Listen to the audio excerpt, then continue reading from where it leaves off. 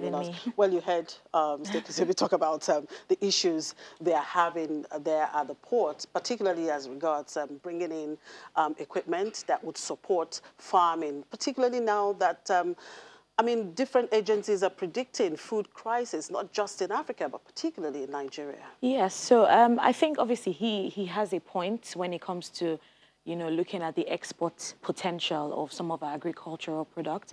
But I think the main focus now and the short-term focus should be, you know, producing enough for us to actually consume within our economy. So right now we have the state border closures, so transportation, logistics becomes an issue. Farmers have always, you know, been faced with the fact that, you know, we still have very old farmers. We don't have, you know, new talent in the business. And, you know, when it comes to the distribution of some of these produce, it becomes a challenge. So it's not, we have the issue of not producing enough, but it's also the fact that, you know, we're not also being able to distribute efficiently across, you know, all states within the economy. So, and obviously COVID-19 has also made it worse. Most farmers are still living below, you know, the poverty level.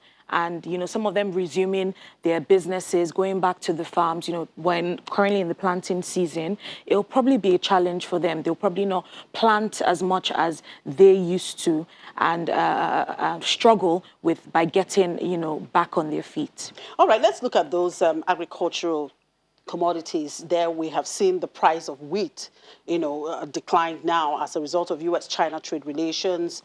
Are we likely to see wheat products such as flour also come down? Well, technically, earlier this week, we had seen, you know, most of these agricultural commodities decline in price. Today, we've seen mixed, you know, signals within the agricultural sector globally. When it comes to wheat, you know, came down as a result of the fact that, you know, the major producer, Russia, had reached its quota, April to June quota of export supply.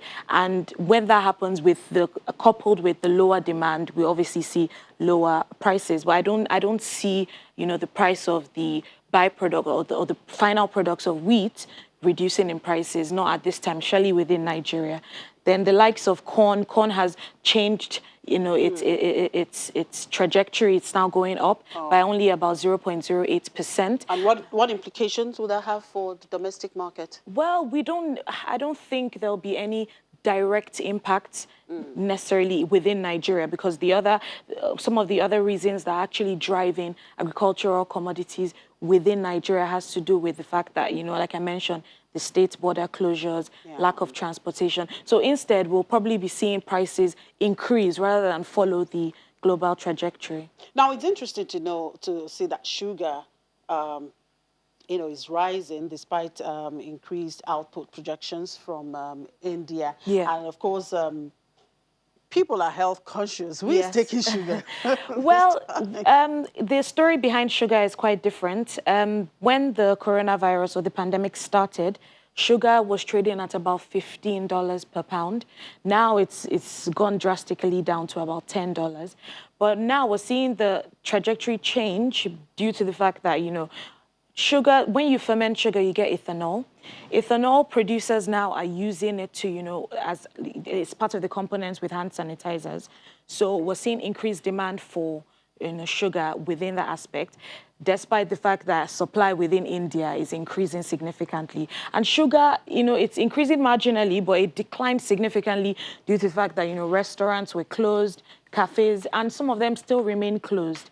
Lockdowns are easing now gradually, and hopefully we'll get to a point where, you know, we'll see boost in some of these prices, so significant boost in some of these prices. So generally, what's the outlook for agri-commodities? Well, going forward now, if they're to increase, they will just increase marginally. We don't expect to see a sharp increase in the prices of these several agricultural commodities. Why? Because consumer demand is generally down.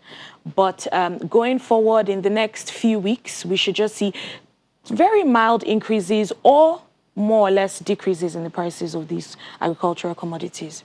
All right. Thank you very much, Bolanle.